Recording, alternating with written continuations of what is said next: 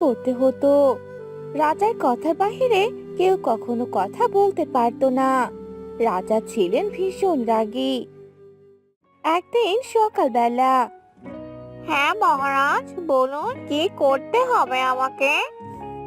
আমার যে খাওয়ার সময় হয়ে গেছে সেটা কি তোরা জানিস না নাকি? হ্যাঁ, আমার জন্য কিছু খাবার নিয়ে আয়, খিদে পেয়েছে আমার। আর বেশি দেরি হলে আমি তোদের কাউকে ছাড়বো না। হ্যাঁ হ্যাঁ মহারাজ, আপনি কোনো চিন্তা করবেন না, আপনার জন্য খাবার নিয়ে আসছি, কিছুক্ষণ সময় দিন।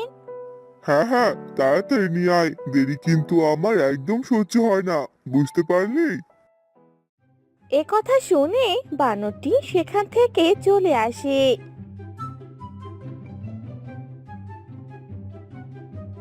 বানরকে এমন তাড়াহুড়া করতে দেখে সাপ তার গর্ত থেকে বের হলো আর বানরকে বলল, আরে ও বানর দাদা, বানর দাদা, হলো কি আজকে তোমার? এভাবে এত তাড়াহুড়া কেন করছো শুনি? কারো ভয়ে পালাচ্ছ নাকি? হ্যাঁ, জঙ্গলে রাজা সিংহ হলে আর কারো ভয় আছে নাকি? রাজার ভয়ই তো পাচ্ছে।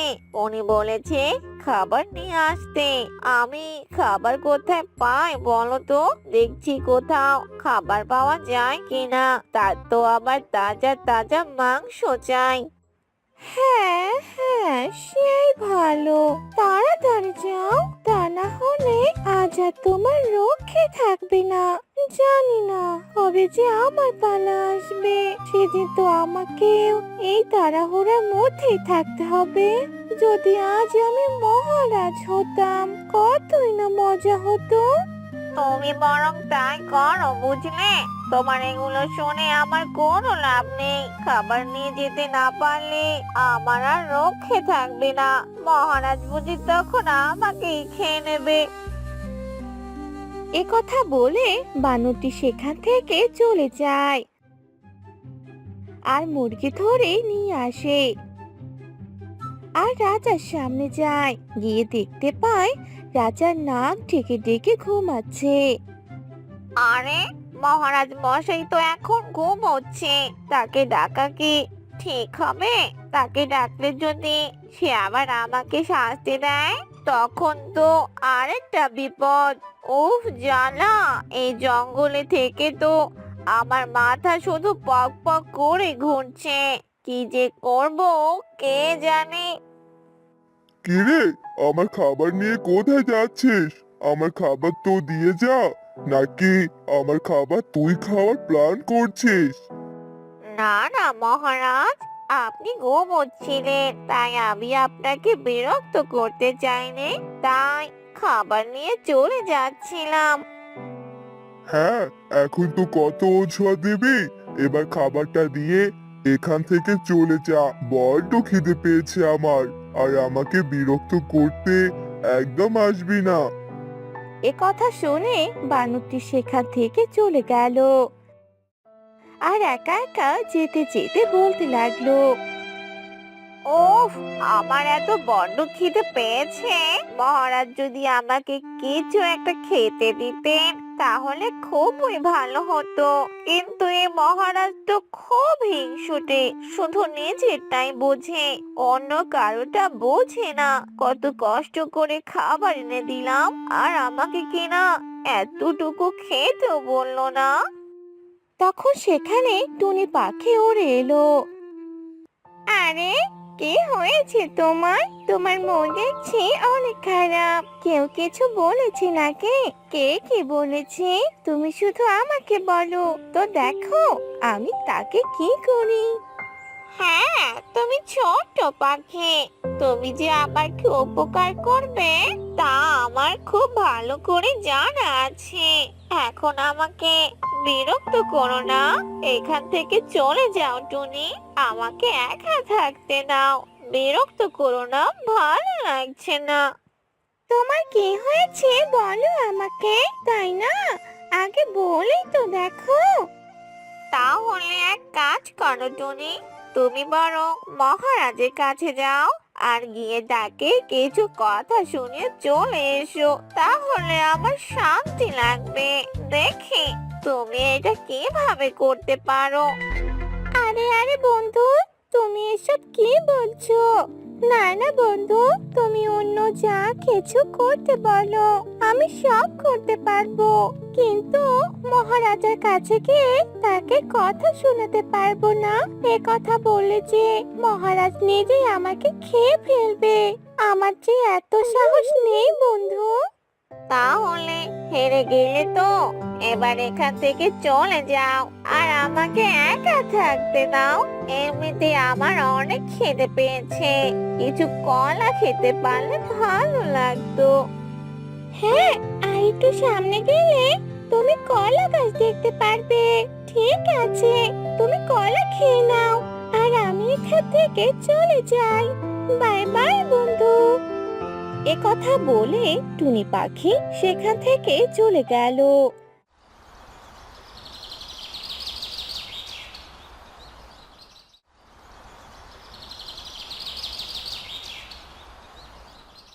পরদিন সকালে সবাই মহারাজের সামনে উপস্থিত হলো, আর মহারাজ সবাইকে বলতে লাগলো। আমি এতদিন তোমাদের অনেক বিরক্ত করেছি, অনেক কষ্ট দিয়েছি। তবে এখন আমি একটু অসুস্থ, তাই আমি আমার মা বাবার কাছে ফিরে যেতে চাই। তবে বেশি দিন নয়, শুধু কিছুদিনের জন্য যাব, এরপর আবার ফিরে আসবো। এ কথা শুনে সেই জঙ্গলের সবাই অনেক খুশি ছিল। তখন সিংহ মহারাজ বলল, তবে আমি তোমাদের মাঝে কোনো একজনকে মহারাজ বানাতে চাই, যে হবে এই জঙ্গলের রাজা আর জঙ্গলে দেখাশোনা করবে, যেমনটা আমি করেছিলাম। আমি রাজা হব। না না, রাজা আমি হব। আমি রাজা আমি হওয়ার যোগ্য। আর আজ আপনি আমাকে রাজা করবেন, তাহলে এই জঙ্গল সুরক্ষিত থাকবে। আমার বুদ্ধি দিয়ে জঙ্গলকে সুরক্ষিত রাখার চেষ্টা করব। আমি তাকে রাজা করব যে জঙ্গলকে সুরক্ষিত রাখবে, আর যে এই রাজা হওয়ার যোগ্য, যে প্রতিটা প্রাণীর খোঁজ খবর নিতে পারবে। নিজে যে আমাদের কত খোঁজ খবর রেখেছে সেটা আমরা ভালো করে জানি। আমাদের দিয়ে কাজ করে নিয়েছে, আর এখন বলছে খোঁজ খবর নিতে পারবে।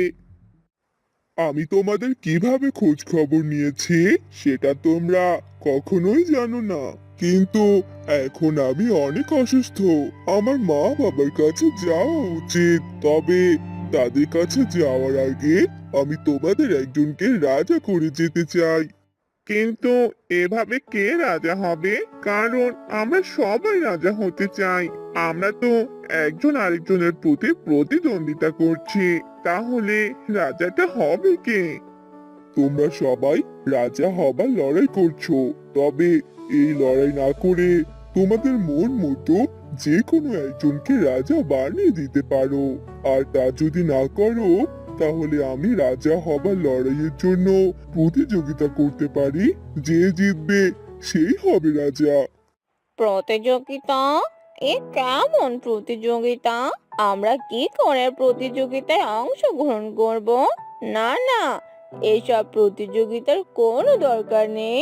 আমি রাজা হতে চাই না, আর প্রতিযোগিতায় অংশগ্রহণ করতে চাই না। তাহলে তোমাকে অংশগ্রহণ করতেই হবে না হাতি দাদা। তোমার রাজা হওয়ার কোনো দরকার নেই। রাজা তো আমি হতে চাই। তোমরা কেন আমাকে রাজা বানাচ্ছ না? আমাকে রাজা বানালেই তো হয়। তাদের মাঝে রাজা হবার লড়াইয়ের ঝগড়া লেগে যায়। সবাই বলতে থাকে, আমি রাজা হব, আমি রাজা হব। কিন্তু সেই সময় হাতি কোনো প্রকার কথা বলে না, কারণ হাতি বলেছে একজন রাজা হলে চলবে। তাই জন্য সে চুপ হয়ে থাকে। অন্যদিকে সেখানকার সবার কথা কাটাকাটি দেখে সিংহ মহারাজ বলে, তোমরা সবাই এবার চুপ করো। তোমরা একজন অন্যজনের প্রতিদ্বন্দ্বিতা করলে কেউ কখনো রাজা হতে পারবে না। রাজা তো তাকেই হতে হবে যে সবার থেকে ভালো। আমি এই জঙ্গলের রাজা কে হবে সেটা ঠিক করে ফেলেছি। রাজা? কে হবে সেই রাজা? মহারাজ নিশ্চয় আপনি আমার কথা বলবেন। আমি এখান থেকে চলে যাব। আমি রাজা তাকে বানাবো যাকে আমার পছন্দ হয়েছে, আর সেই হলো হাতি। আমি হাতিকে এই জঙ্গলের রাজা বানাতে চাই। কারণ তোমরা দেখেছো, তোমাদের সবাই যখন রাজা হবার লড়াই করছিলে, তখন হাতি চুপ করে বসেছিল, কারণ সে কোনো প্রতিদ্বন্দ্বিতা চায়নি। আমি হাতিকে জঙ্গলের রাজা করতে চাই, আর আমি যতক্ষণ না এই জঙ্গলে আসছি ততক্ষণ হাতি তোমাদের দেখাশোনা করবে। এইসব আপনি কি বলছেন মহারাজ? এতজন থাকতে আপনি হাতিকে কেন রাজা করলেন? রাজা তো আমি হতাম, তাই না? হাতি হলো তোমাদের সবার থেকে বড়। হাতি বুদ্ধিমান, আর হাতি কোনো লড়াই পক্ষে ছিল না। আমি এবার চলে গেলাম। আমি সুস্থ না হওয়া পর্যন্ত আর এখানে আসা না পর্যন্ত তোমরা সবাই হাতির কথা মতো চলবে, আর সবাই ভালো থাকবে। এ কথা বলে সিংহ মহারাজ সেখান থেকে চলে গেল।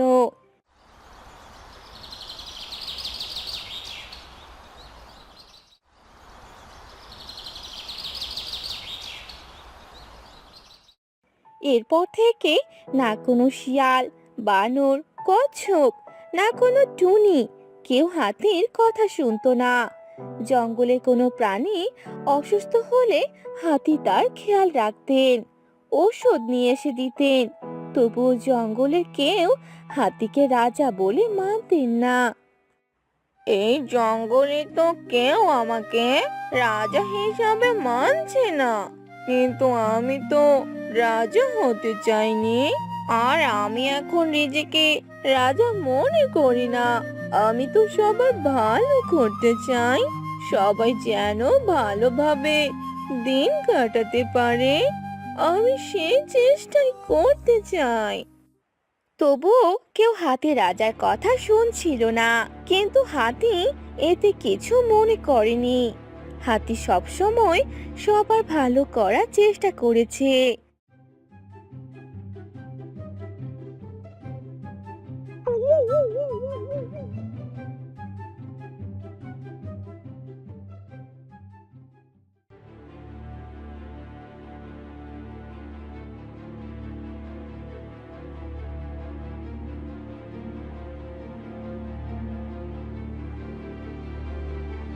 মিচকে শিয়াল, তোর সাহস কি করে হলো আমার গুহা থেকে খাবার নিয়ে গিয়ে খাওয়ার? আমার খিদে পেয়েছিল, তাই আমি খেয়েছি। এই জন্য তোকে বলতে হবে নাকি? এখন আর রাজা নেই যে আমি ভয় করব। আমার যেখানে মন চায়, যা খেতে মন চায়, আমি তাই করব। আমাকে বিরক্ত করতে আসিস না বাঘ। ভুলে যাস না মিচকে, আমি তোর মামা হই। তুই আমার সাথে এভাবে কথা বলছিস? এখন আর আমি কাউকেই মামা মনে করি না। এখন আমি নিজেই 100। আমার সাথে বেশি কথা বলতে আসিস না। আর আমি হলাম এই জঙ্গলের রাজা।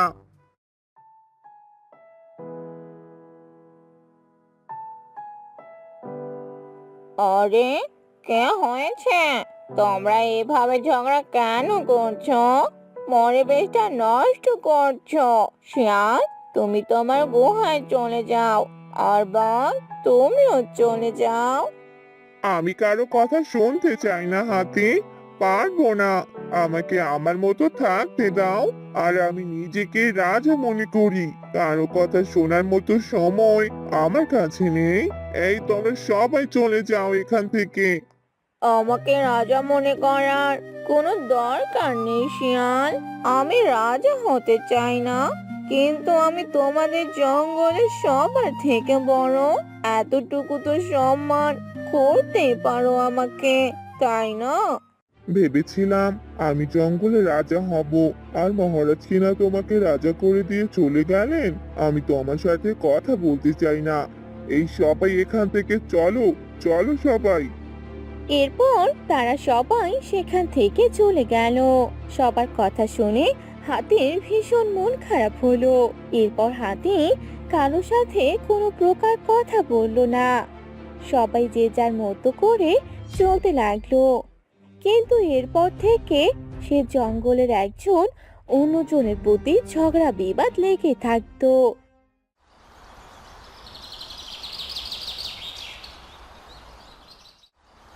এভাবেই বেশ কয়েকদিন কেটে গেল। একদিন জঙ্গলে একজন শিকারী এলো শিকার করার জন্য। মনে তো হচ্ছে এবারে জঙ্গলে ভালো শিকার পাবো, একটু ভিতরে গিয়ে দেখে আসি। এ কথা বলেই সেই মানুষটি সে জঙ্গলের ভিতরে ঘুরে ঘুরে দেখতে লাগলো। আর একটা হরিণকে দেখতে পেল, আর তাকে তীর ছুঁড়ে মারলো। হরিণের পেটে লাগলো। হরিণটি চেঁচিয়ে উঠলো, আর সেখানে হাতিটি দৌড়ে এলো আর হাতি গর্জন দিতে লাগলো। আর সেখান থেকে সে মানুষটি ভয় পেয়ে পালিয়ে গেল। হাতি, আমার অনেক খারাপ লাগছে।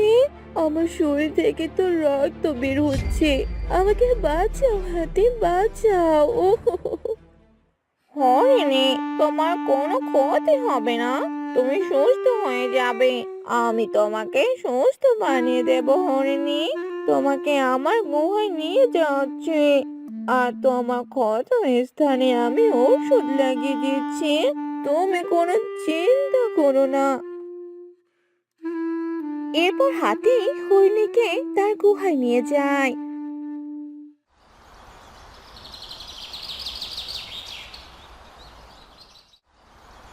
2-3 দিন কেটে যাওয়ার পর হরিণী একদম সুস্থ হয়ে যায়। হরিণী বুঝতে পারে হাতি আসলেই অনেক ভালো, আর সে রাজা হওয়ার যোগ্য। আমি দুঃখিত হাতি, আমি সবার জন্য তোমাকেও রাজা হিসাবে মেনে নেইনি। বুঝতে পারছি যে তুমি আসলে রাজা হওয়ার যোগ্য। এই জঙ্গলে কেউ আমাকে বাঁচাতে আসেনি, অথচ তুমি আমাকে বাঁচিয়ে তুললে। আস্তে আস্তে সে জঙ্গলের সবাই বুঝতে পারে এরকম আচরণ করা তাদের একদম উচিত হয়নি। একজন রাজা থাকা অবশ্যই উচিত, তা না হলে জঙ্গলের সবাই ভালোভাবে থাকতে পারবে না।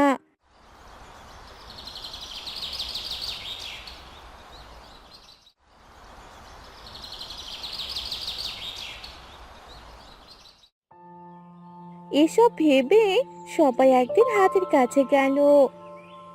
আমরা সবাই দুঃখিত হাতি, আমরা সবাই আজ তোমাকে রাজা হিসাবে মানলাম। তুমি এই জঙ্গলে দেখাশোনা করবে, তোমার কথা মতো সবাই চলবো। এতদিনে বুঝতে পারলাম জঙ্গলে একজন শাসনকর্তা থাকা দরকার, যার শাসনে জঙ্গলে সবাই ভালো থাকবে। আমরা এতদিনে সেটা বুঝতে পারলাম। তোমরা একদম ঠিক কথাই বলেছ। তবে আমাকে রাজা মনে করার কোনো দরকার নেই। আমরা সবাই যদি মিলেমিশে থাকি, তাহলে রাজা হবার লড়াই আমাদের কখনোই করতে হবে না। ঠিক তখনই সেখানে সিংহ মহারাজ চলে আসে। সিংহ মহারাজকে দেখে সবাই ভীষণ খুশি হয়ে যায়, আর সবাই সিংহ মহারাজকে বলতে থাকে, মহারাজ, আপনি কেমন আছেন? আপনার শরীর এখন কেমন? আপনাকে আমাদের মাঝে পেয়ে আমাদের অনেক ভালো লাগছে। হ্যাঁ, এখন আমিও অনেক সুস্থ। তোমাদের সাথে না থেকে আমার ভীষণ খারাপ লাগছিল, তাই সুস্থ হওয়ার সাথে সাথে তোমাদের সাথে দেখা করতে এলাম। তোমরা সবাই কেমন আছো? তোমরা হাতি মহারাজার কথা শুনেছিলে তো? এ কথা শুনে সবাই যখন মাথা নিচু করে বসেছিল, তখন হাতি বলে উঠল, হ্যাঁ মহারাজ, সবাই আমার কথা মন দিয়ে শুনেছিল। আমাদের জঙ্গলের সবাই অনেক ভালো। আপনি চলে যাওয়াতে তারা কোনো বিশৃঙ্খলা তৈরি করেনি। তোমাদের কথা শুনে আমার অনেক ভালো লাগছে। আমি তো আমার জঙ্গলের সবাইকে এমন ভাবে দেখতে চেয়েছিলাম। এরপর তারা সবাই অনেক খুশি হয়েছিল। তারা সবাই সিংহ রাজার কথা মতো চলতো আর দিন কাটাতে লাগলো। সে জঙ্গলে কোনো বিপদ আসলে সবাই এগিয়ে যেত, একে অপরের পাশে থাকতো। আর এভাবে তাদের দিন অনেক ভালোভাবে যেতে লাগলো।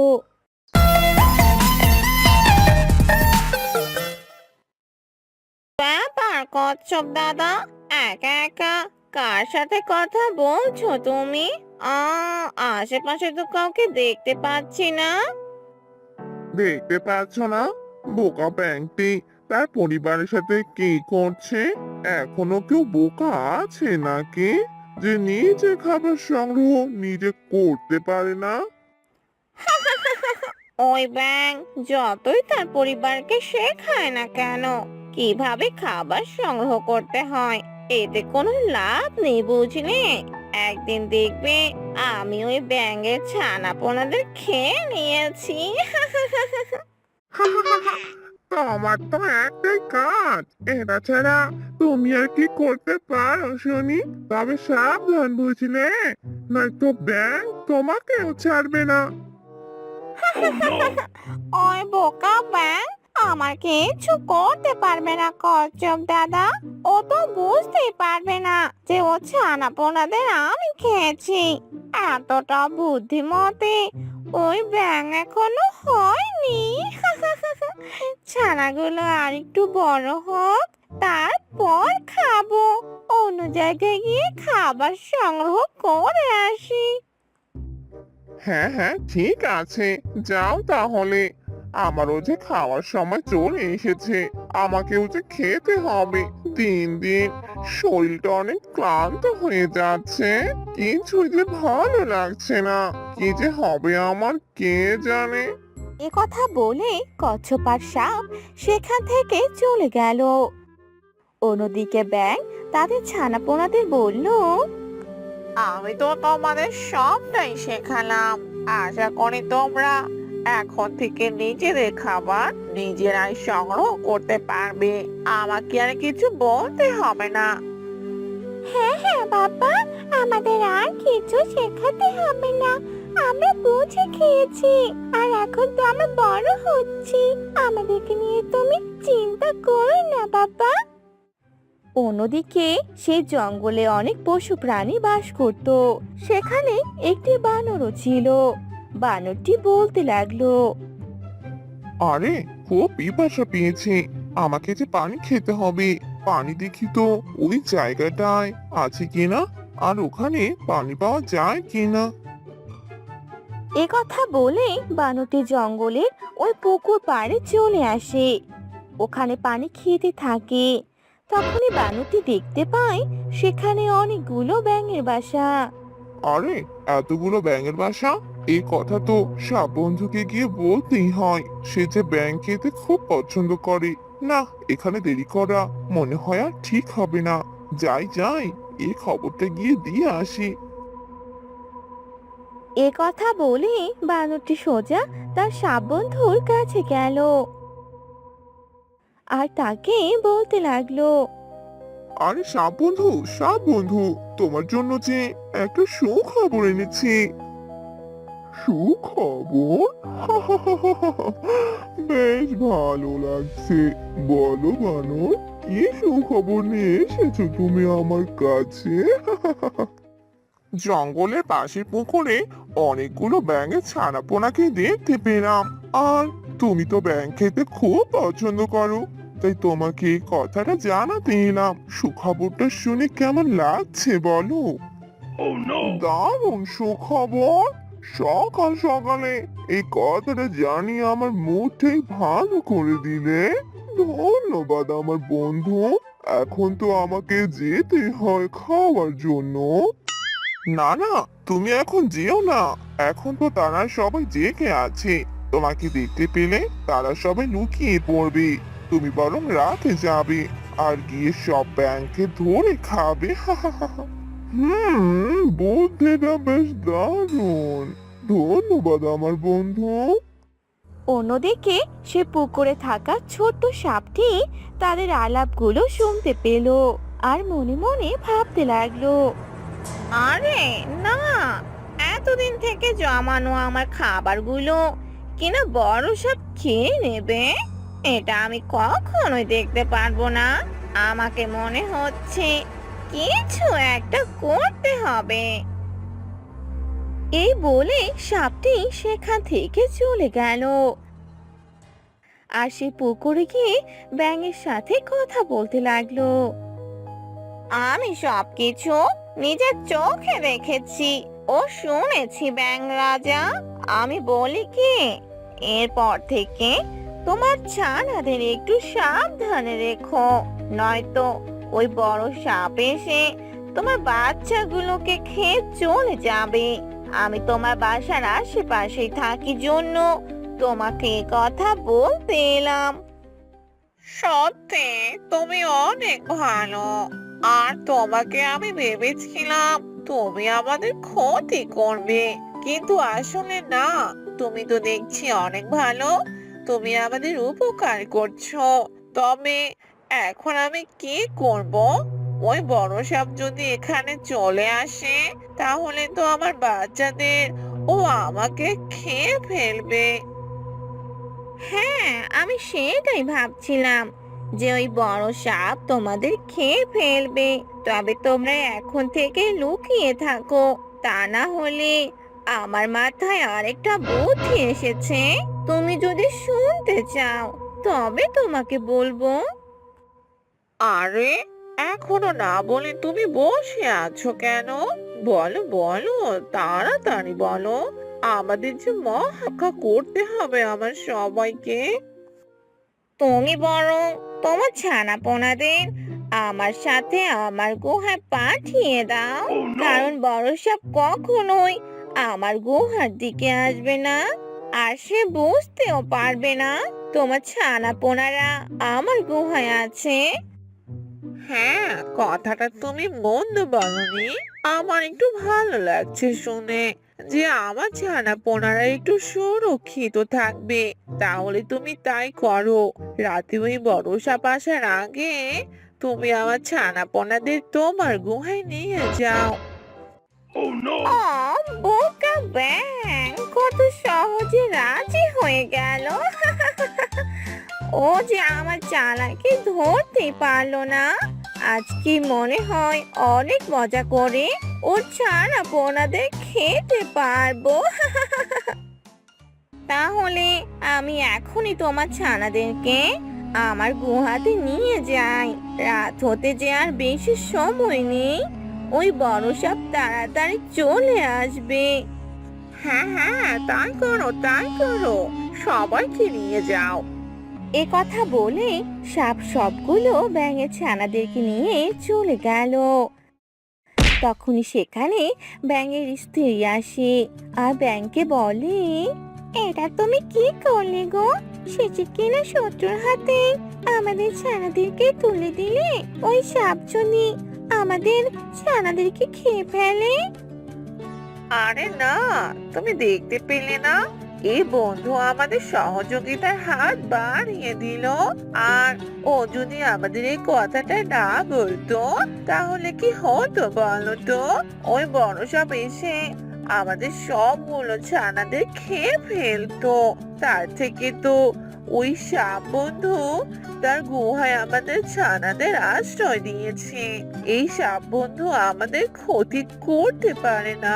তুমি দেখে নিও, ছানারা সুরক্ষিতই থাকবে। তুমি যা বলছো তাই যেন হয়। আমাদের বাচ্চাদের যেন কোনো ক্ষতি না হয়। তার কিছুক্ষণ পর বড় সাপ সেখানে চলে আসে আর ব্যাঙের ছানাগুলোকে খুঁজতে থাকে। আরে একে, এখানে তো কোনো ব্যাঙের ছানা পোনাই নেই। তাহলে কি বানর আমাকে মিথ্যা কথা বললে? বানর, কি রে বানর, কোথায় তুই? এদিকে আয়।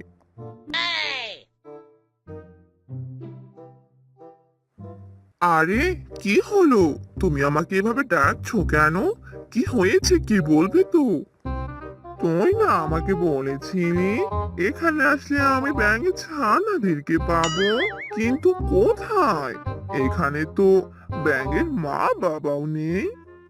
আরে তাই তো, ওরা সবগুলো কোথায় গেল? এখানেই তো ছিল। আমি যখন এখানে পানি খেতে এসেছিলাম, এখানে অনেকগুলো ব্যাঙ ও তাদের ছানাপোনাদের দেখেছিলাম। কিন্তু এখন যে কোথায় গেল কিছুই যে বুঝতে পারছি না। তুই আমাকে মিথ্যে কথা বলেছিস, এত বড় প্রতারণা আমার সাথে করতে পারলি। এবার তো আমি তোকে খেয়ে ফেলবো। আরে না, আমি তো তোমার বন্ধু। তুমি আমাকে কিভাবে খেতে পারো? আমি সত্যি বলছি, এখানে আমি ব্যাঙদের দেখেছিলাম। তুই আমার মুডটা নষ্ট করে দিলি। আর কখনো এরকম কাজ করলে তোকে আমি ছাড়বো না। এ কথা বলে সাপ সেখান থেকে চলে গেল। বানরও সাপের পিছু পিছু যেতে লাগলো। তারপর ব্যাঙ ও তার স্ত্রী গর্ত থেকে বেরিয়ে এলো। আর ব্যাঙ বলল, এবারের মতো বড় সাপের হাত থেকে তো বেঁচে গেলাম, তা না হলে যে আমাদেরকেও খেয়ে ফেলতো। চলো এবার আমরা আমাদের বাচ্চাদের কাছে যাই, গিয়ে দেখি আমাদের বাচ্চারা ঠিক আছে কিনা। হ্যাঁ হ্যাঁ, চলো চলো, গিয়ে দেখি আমাদের বাচ্চারা ঠিক আছে কিনা। অন্যদিকে সে সাপটি ব্যাঙের সব বাচ্চাদের এক এক করে খেয়ে ফেললো। অন্যদিকে ব্যাঙ ও তার স্ত্রী সেই সাপের গুহায় এলো আর সাপকে ডাকতে লাগলো। সাপ বন্ধু, সাপ বন্ধু, তুমি কি তোমার গুহায় আছো? বেরিয়ে এসো তো।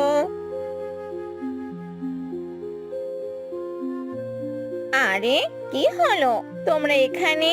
আর আমাকে বা কেন ডাকছো? তোমাকে না ডাকলে আর কাকে ডাকবো বলো? আমাদের বাচ্চারা কোথায়? তাদের তো দেখতে পাচ্ছি না। তাদের নিয়ে আসো, বড় সাপ যে চলে গেছে। এখন আমরা মুক্ত, আমাদের আর কোনো ক্ষতি করতে পারবে না। এখন বাচ্চাদের নিয়ে এসো। আরে, কিসব বলছো তোমরা? তোমাদের বাচ্চারা আমার কাছে কেন থাকবে? আমি কি তোমাদের বাচ্চাদের নিয়ে এসেছি নাকি যে আমার কাছে থাকবে? আমি তো তোমাদের মতো ব্যাঙ নই, আমি হলাম সাপ। আর তোমাদের বাচ্চা নিয়ে আমি কি করব? এইসব কি বলছো তুমি বন্ধু? আমি তো আমার বাচ্চাদেরকে তোমার কাছে রেখেছিলাম সুরক্ষিত রাখার জন্য, যেন বড় সাপ কোনো ক্ষতি করতে না পারে। তুমি কেনা বলছো তোমার কাছে আমাদের বাচ্চারা নেই? হ্যাঁ, তাই তো। ব্যাঙ তো ঠিক কথাই বলেছে। আমাদের বাচ্চারা কোথায়? আরে, তোরা দুজন কানের কাছে এত ঘ্যান ঘ্যান করিস না তো। আমার খুব বিরক্ত লাগছে। আমাকে যে এখন ঘুমোতে হবে। আর সত্যি কথা হলো যে তোদের বাচ্চাদের আমি খেয়ে ফেলেছি। তোরা যে এত বোকা, আগে জানতাম না। তোরা কিনা শিকারের মুখে খাবার তুলে দিলি। এসব তুমি কি বলছো? আমাদের বাচ্চাদের খেয়ে ফেলেছো? তুমি দেখলে তো, আমি তোমাকে বারবার বলেছিলাম এই সাপের কাছে আমাদের বাচ্চাদের দিও না। আর তুমি কি না সাপের কথা শুনে এই সাপের কাছে আমাদের বাচ্চাদের রাখতে দিলে? আর এই তো আমাদের সর্বনাশটা করে দিল। তোরা তো অনেক বোকা। তোরা এই কথা জানবি কি করে যে সাপই হলো ব্যাঙের শত্রু? তুমি সত্যি বলেছিলে, শত্রুরা কখনো আপন হয় না। শত্রু যে শত্রুই থেকে যায়, তার প্রমাণ আজকে আমরা পেলাম। তোমার এই বোকামির জন্য আজকে আমাদের এই অবস্থা হলো। আমার বাচ্চা। আরে হয়েছে, থাম তোরা।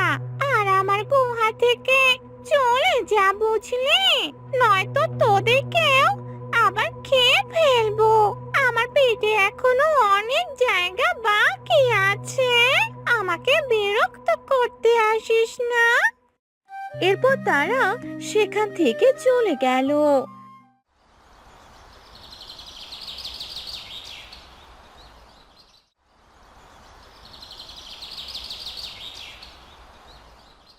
আর পরদিন সকালে তারা দুজন নদীর কিনারায় বসে কান্নাকাটি করছিল।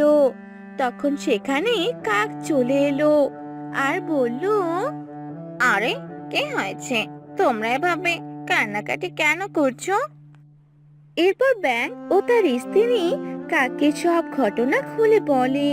কাক শুনে তাদেরকে বলে, আসলেই তো সাপ তোমাদের সাথে অন্যায় কাজ করেছে, তোমাদের মিথ্যে কথা বলেছে, তোমাদের বাচ্চাদের খেয়ে ফেলেছে। তোমরা কোনো চিন্তা করো না, আমি সাপকে উচিত শিক্ষা দেব। উচিত শিক্ষা? কিন্তু কি করে দেবে? ওই সাপ তো অনেক চালাক। আমি বোকা ছিলাম জন্যই তো আমার বাচ্চাদেরকে খেয়ে ফেলেছে। যদি চালাক হতাম তাহলে এরকম কাজ কখনোই করতে পারতো না। আমি সেই সাপকে শাস্তি দেব, তোমরা কোনো চিন্তা করো না। ও যেমন ব্যাঙ খেতে পছন্দ করে, আমি সাপদেরকেও ধরতে পছন্দ করি। এবার তাহলে ওই সাপ হবে আমার শিকার। হা হা হা হা।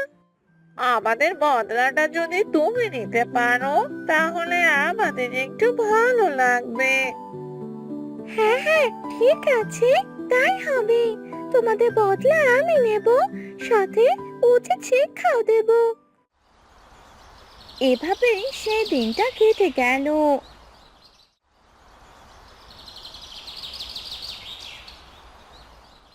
পরদিন যখন সাপ খাবারের খোঁজে তার গর্ত থেকে বের হলো, তখনই কাক উড়ে এসে তার লেজে কামড় দিল আর তাকে সেখান থেকে নিয়ে চলে গেল। আরে ছাড় ছাড় আমাকে, আরে আমাকে মারিস না, ছাড়, বাঁচাও বাঁচাও আমাকে। এরপর কাক সেই সাপকে মেরে ফেলে। আর ব্যাঙ ও তার ব্যাঙের স্ত্রী তাদের হারিয়ে যাওয়া বাচ্চাদের জন্য মন খারাপ করে থাকে। অন্যদিকে সাপ তার উচিত শিক্ষা পায়। আর এভাবে সেই জঙ্গলের সবাই ভালোভাবে দিন কাটাতে থাকে। হ্যালো বন্ধুরা, আমাদের গল্পটি আপনাদের কেমন লাগলো তা অবশ্যই কমেন্ট করে জানাতে ভুলবেন না। এমন আরো মজার মজার গল্প দেখতে চ্যানেলটি সাবস্ক্রাইব করে সাথে থাকুন।